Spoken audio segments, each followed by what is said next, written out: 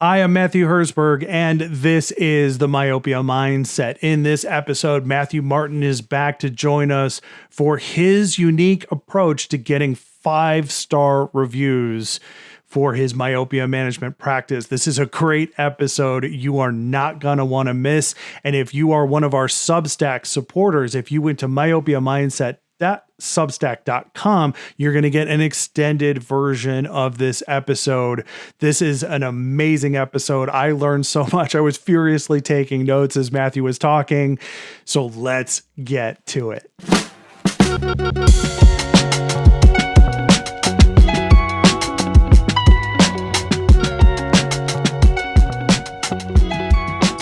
Okay, welcome to the Myopia Mindset. This is my favorite kind of podcast to do because I have one of my favorite human beings on the face of the planet, Dr. Matthew Martin. He's an amazing orthokeratologist, a renowned speaker. He's a fellow. He is one of those people who you need to know. If you see this guy at a meeting, introduce yourself. He is an incredible component of our community and the myopia industry. Matthew Martin, welcome to the podcast. I am over the moon excited to be here. I'm at the end of a long day today, and I've been looking forward to this from the first patient right till the end. And I'm just excited. I'm excited to talk myopia. I'm excited to talk about reviews for myopia. I'm excited to give people ideas on things they can do. Frankly, I'm just excited. That's awesome. And that's our topic, is reviews. And Matthew, I'm super excited about this episode for a lot of reasons, but one of those reasons is the audience. If they've been paying attention since episode 1, I made a promise to the audience that we would be learning together as we go. And this topic, especially, I know almost nothing about. I grew up in a practice where reviews just weren't a thing. You know, all of our stuff was referral based. So I'm going to be taking a lot of notes. I've got my paper, I've got my pen, and I'm ready to go. So let's define the topic. What are we thinking when we're talking about myopia management reviews? Okay, so I think there's two things to think about here, and I have really strong opinions on this subject, so don't hesitate to rein me in or get out of the way. Those are your two choices, but yep. I got lots to say on this. So I am a huge proponent of making sure that you have a good system in place for systemizing reviews of the practice or of your myopia management program, okay? And reviews are really interesting. I think you elucidated or commented earlier on the way things used to be versus the way things are today. So it used to be, and I've been doing myopia management now, or Ortho-K anyway, since 2002, which goes back a piece. And then I've owned a practice since 2001. So it used to be that when you did something, patients would see you and they would refer other patients to you.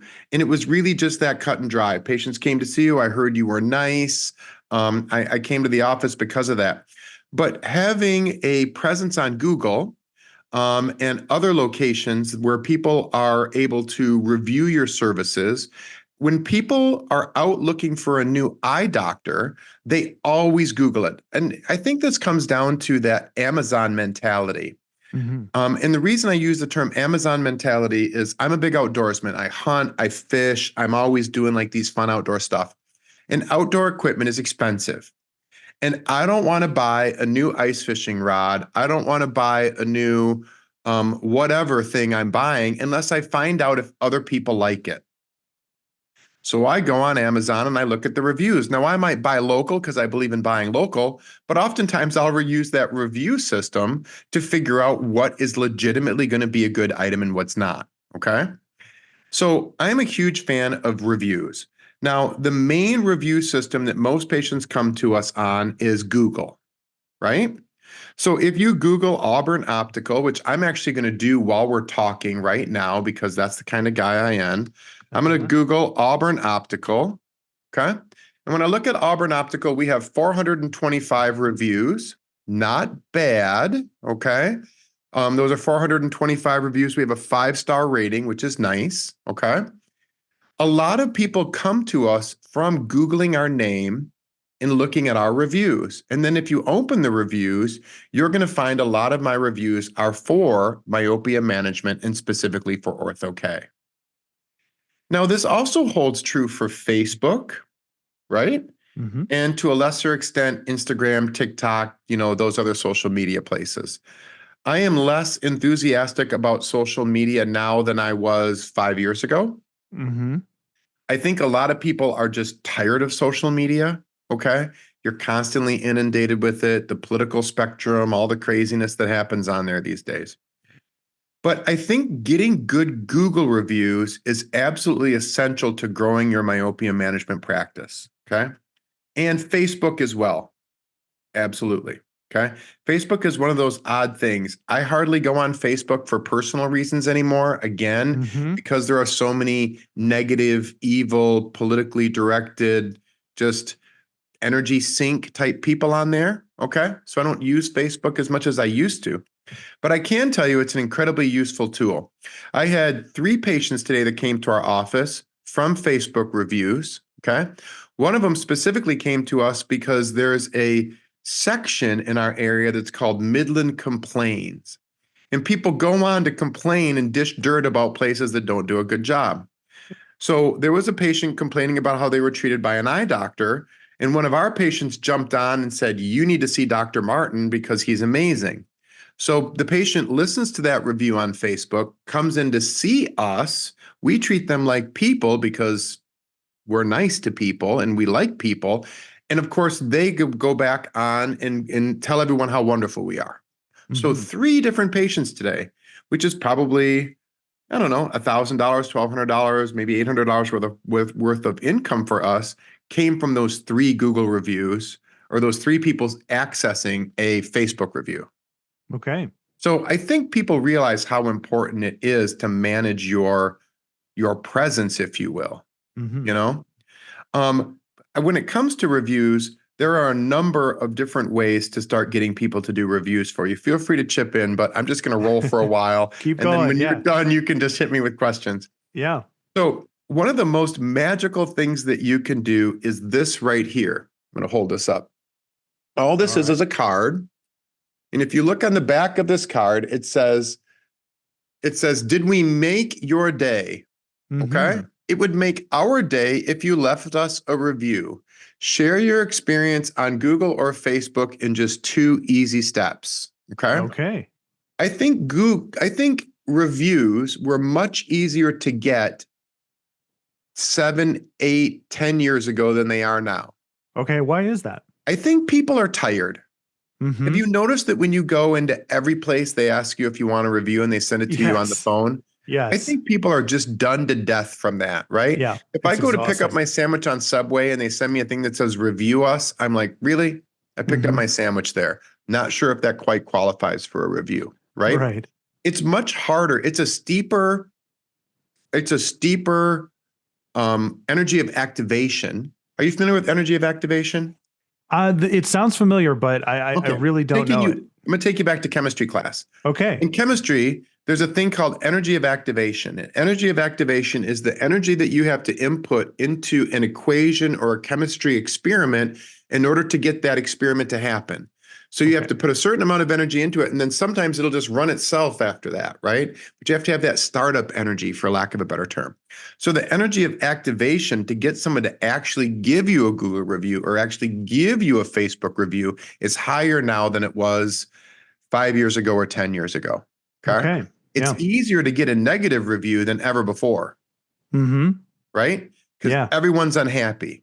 Like a Yeah. really humongous part of the population, like at least 50% of the nation, is legitimately unhappy. They're just Mm-hmm. unhappy. They're unhappy all the time. They're angry.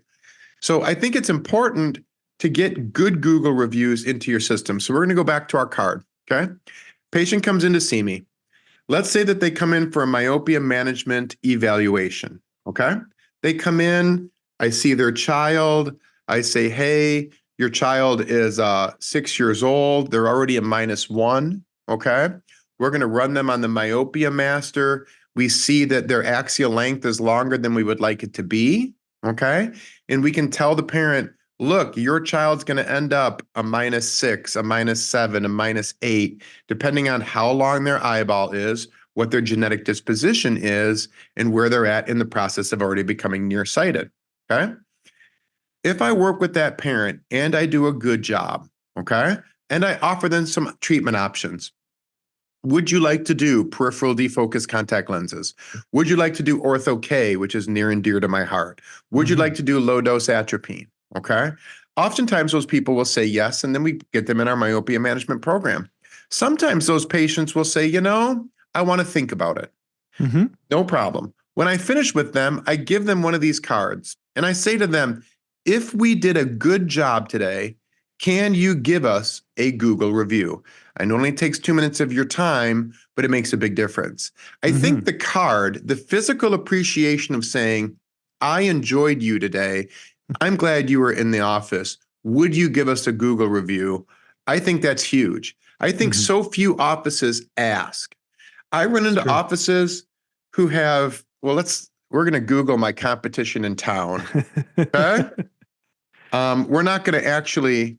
Don't say their name so I don't have to bleep anything out. We're not going to actually take a look, but they have 27 reviews, okay, compared to our 425. And I know that at least one of the reviews is actually for me. One of the reviews actually has my name on it and says, Dr. Martin is amazing, and that's not my office, right? So it's good to make sure that you're getting lots of reviews. And this, to me, is one of the magical ways to do it, okay? So few doctors do this, and you should do this for all your patients. Honestly, anytime you have a good reaction, I give them a card, okay? Now, not everyone's going to take the time to do it. It's a lot of work. It takes effort. They got to look at it. They got to click on the thing. They got to say a few sentences or even something. And let's face it, people are just burned out, right? But I think giving them a card, and there's ours, okay, makes a huge difference. And if people want to reach out to me, people listen to this podcast, and they want to reach out to me, they can reach out to me at auburnoptical@gmail.com, and I will get them a copy of this Bad Devil. All right. And they can steal it. I mean, don't steal my colors and my logo, because honestly, my colors are cool. But, I'm in it. Let's do it. Let's make it happen for you. I love it. I love it. You're striking while the iron is hot, too. Oh my gosh. It is so much easier when they're excited. Yeah. Right? Like, you're not waiting for a follow-up visit or whatever the case may be. It's like you've developed that radar for a positive patient interaction, and then you're capitalizing on it in that moment. And I think it works really well too sometimes. If they don't give you a Google review right away, then when you see them at the 1 month mark and their kid is a rock and roll 2020, they're wearing their retainers, they couldn't be happier, and mom's like, I love Ortho K, it's wonderful, I'm so happy. Hey, can you give me a Google review? The only way other people are going to find about the services that we offer, and the only way other people who have nearsighted children are going to learn that we do this is if you help me to help them. So can you give them this card, or can you, make a Google review for me? I think that's hugely impactful. And I think the physicality of having something, I think that's fire as well.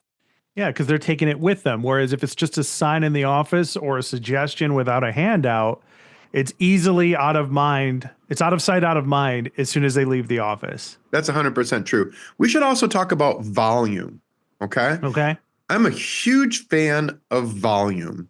So let's say that your office has 5 Google reviews. Okay, let me go back. Every office has patients who are not pleasant.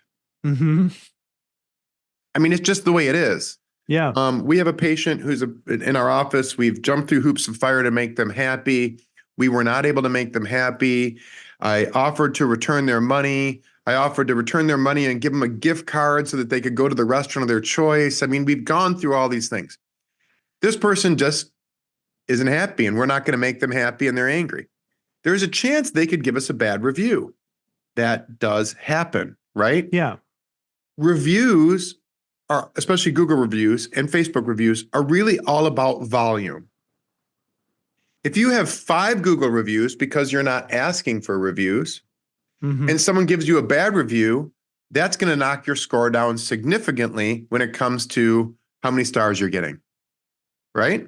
Yeah. If you have 425 reviews and someone comes in as a stinker and is like, this office sucks. If I could give 0 stars, I would. And Dr. Martin's terrible and he's secretly a Uh-huh. dragon or whatever. Yeah.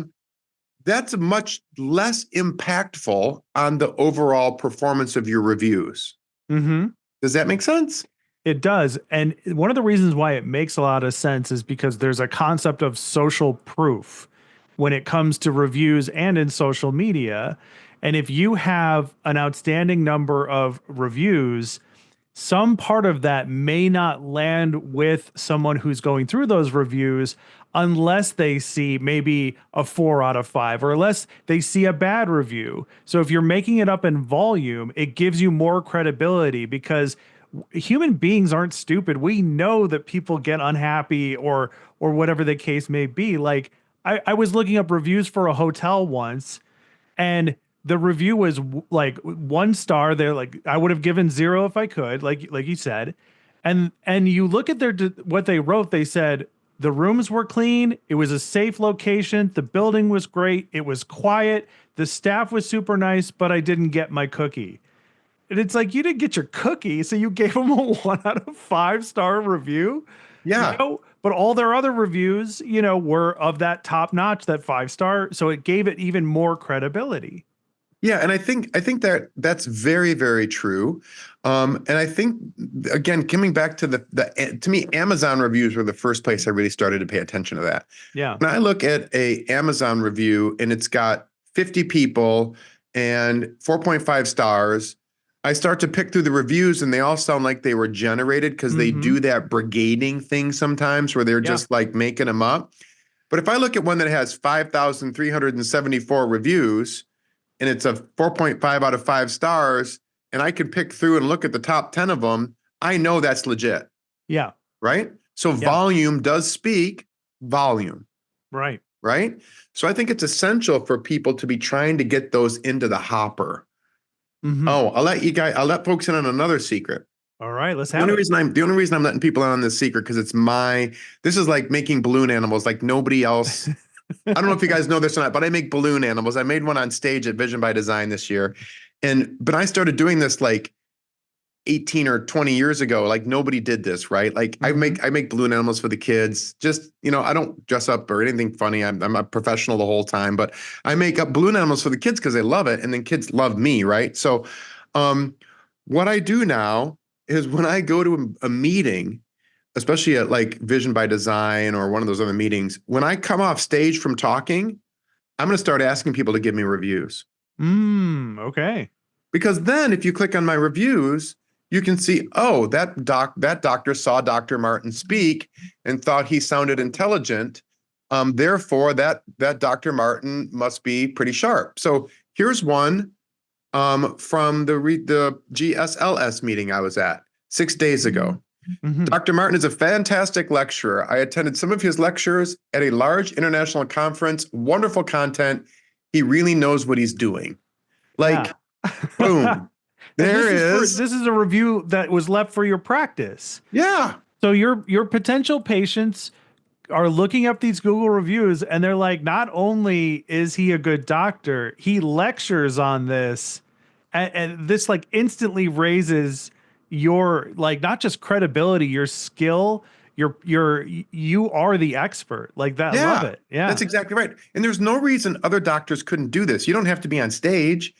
You could Okay. go to a meeting, meet two of your colleagues, and be like, dude, I'm so glad I met you. Let's work on some stuff. I'm interested in helping you. You help me. Oh, let me toss you a Google review. I really liked working with Dr. Johnson. He and I were at this myopia management meeting. Both of us are super excited about myopia management. And I know after talking to him that he's going to be fantastic with your kids because he's enthusiastic, he's Mhm. honest, and he's excited about it. Right. And then I it's a love it. doctor complimenting a doctor. And who the Yeah. heck doesn't like that? Yeah, I mean, like I said, it further adds to it. And people that a lot of docs, especially new to myopia management docs, are so squeamish about even talking about what they do. When I was the executive director of the AAOMC, I would say if you want a press release for visiting, for coming to Vision by Design, let me know. You should be telling your patients that you go to the premier myopia management ortho K meeting in the world because that means something and you should be mentioning it. And I'm Yeah, darn surprised at how right. many don't. Yeah. No, darn right. And it just adds to the cachet because now you're not just the average guy. And I Mm-hmm. say guy non-sexually, so I don't care, right? You're not just the Okay. average doctor. Now you're the doctor that goes to meetings, that pays attention to myopia, that's excited about slowing myopia, that's into myopia management, that knows about atropine, that knows about peripheral defocus contact lenses, that knows about ortho K, that's excited about the new glasses or spectacles coming out. I mean, all that stuff is a feather in your cap, and we're just foolish not to take advantage of it. Yeah. And it's this out of the box style of thinking that if you really just like take some time to run it through, just like, find a quiet place, sit down and really think about it. It's like using reviews in a way that people aren't using them is a total advantage that you have, Darn right. And any doctor listening to this podcast could go out and do this. Right. The card is easy to make. You just throw your logo on it. Would you give us a review? And then my staff gives them out when I'm not giving them out. But I will tell you, the staff doesn't get as much traction as I do. Mm-hmm. I believe that. Although I Yeah. will tell you, here's something that Dwight Barnes suggested, not this card, but something to do with this card. And I tried it in my office and it went poorly, but only because of the style of office I run and the staff I run. Okay. Okay, so let me explain to you what it is. What Dwight Barnes suggested, and I'm pretty sure if I Google Dwight Barnes, I'm going to find out he's got a ton more reviews than I do. Mm-hmm. Okay. Is what Dwight Barnes does is he tells the staff, if you get a Google review, I'm going to give you $10. Mm-hmm. So whenever the staff sees a patient, they're like, did you enjoy working with me today? Would you give me a Google review? Mm-hmm. And they're more motivated. Yeah. Okay. I stopped doing it in my office because I had one staff member who was really, really good at it. Okay. I got about 3 reviews in a week, and the rest of the staff was salty because they weren't getting the reviews that he was, right? Right. Mostly Yeah. because he's just good at the delivering component. Mm-hmm. Mm-hmm. Now, it caused a lot of grief in my practice, and we had to shut it down because I can't do anything in my practice that's competitive between staff members. So other offices, there's a thing called the game of eye care where you have this person try to compete with that person, and then whoever does better, blah, blah, blah. That really works great at other offices. It does not work for my crew. My crew does not like to compete with each other. It just goes very badly. Okay. Mm-hmm. But I think it's brilliant. And I think if you went to your staff and was like, hey, we're going to work on our Google reviews. We only have 400 Google reviews. I'd like to have 500 by the end of the year. Yeah. Right. And Yeah. every person who gets a Google review with their name on it. I worked with Max. What a wonderful experience That it was my next was. question. I'm Yeah. going to give him $10. Then shoot. I mean, you could have a big office where a staff member racks up 10 of those in a week. Mm-hmm. That's $100 out of your pocket, which sounds like a lot of money, but it's not a lot of money for all those It's a reviews. marketing expense. Like Marketing expense. like it's difficult to produce better marketing strategies, right? Because that is an in-person reaction. It's motivated by your staff, so it's working independently and organically without you having to directly be involved, and it's very targeted. You're doing a very targeted marketing campaign instead of like casting that wide net and maybe like paying for, I don't know, like Google AdWords or something on Facebook. You are doing a targeted experience, and if the staff is doing the same thing that you're doing, then your patients trust them as well. It's part of that experience. So that is a marketing expense. I think it's one of the more brilliant ideas. It did not work for us, Yeah. but Yeah. it could very No, well that's work in awesome. another office. But Yeah. that's one of the brilliant things about owning a private practice and being the kind of go-getters that most myopia management people are. So let's Mhm. start off with the fact that there's not that many people who are into myopia management. If you're listening to this podcast, you need to give yourself a pat on the back. Totally. Because there's not many doctors who are going to take the time to get excited about myopia management like we are. Mm-hmm. Right? And so I think you need to realize how special that is. Right. Because not everyone is like, woo. I mean, I'm stoked about it all the time. And I've been doing this for 23 years now. I mean, that it takes a rare individual to be as excited about it as the myopia management people tend to be. Yeah. Yeah, I agree. That has been a big part of my career, over the 20 years that I've been in this industry. I learned early on that essentially we are looking for diamonds in the rough. We are looking for a very specific kind of people.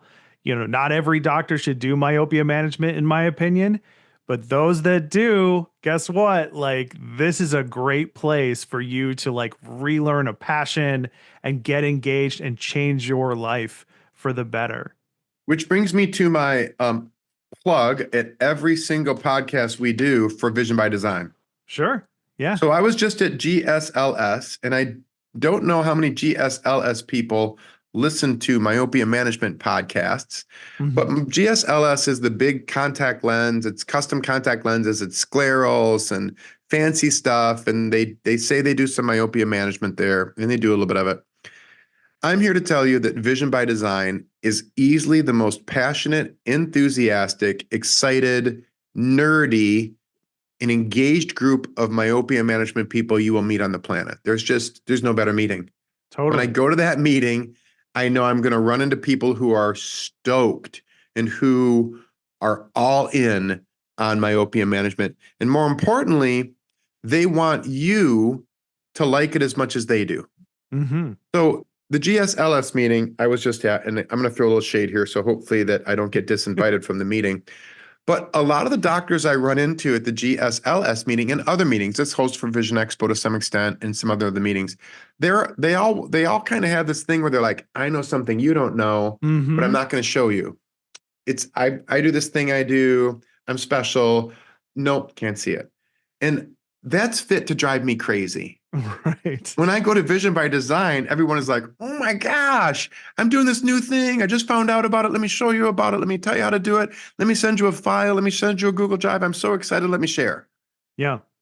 That's where the fire is at. That's where the magic's at. All right. So that was my every podcast plug. No, that's all right. We talk about Vision by Design a lot on this meeting on this podcast, and it's for all the reasons you mentioned and more. It is the best, myopia meeting on the planet. There's no competition there. But also the AAOMC is an organization that you're going to want to join and be a part of, because it's filled with people just like Matthew Martin. And everyone's excited. Yeah. So we are no strangers to talking about those two things on this podcast. So I think that's most of my thoughts on reviews. Now, do you have, we should talk about responding. Yes. Okay. So responding to reviews is fraught with a lot of controversy. Okay. All right, well, that's it for this regular version of the episode, but the discussion doesn't stop here. It actually continues in an extended version of this episode, which is available to our Substack supporters. You can, if you're interested in getting the rest of the episode, consider becoming a paid supporter of the Myopia Mindset. In addition to an extended version of this episode and every other episode that we do, you'll also get access to exclusive monthly bonus episodes of the Myopia Mindset. And I know you're interested. You've made it this far. And for the cost is $12 a month, which is basically the cost of a cup of coffee each and every week. And that's how I like to put it. Listen, if you would buy me a cup of coffee each and every week to nerd out about myopia, to bring on amazing guests, to spread the word about how awesome myopia management is and how more ECPs should be engaged in this specialty, then please consider becoming a paid supporter of the Myopia Mindset. You can do so on our Substack. myopiamindset.substack.com is how you do that. Thank you so much for your consideration. I'll see you at the next one.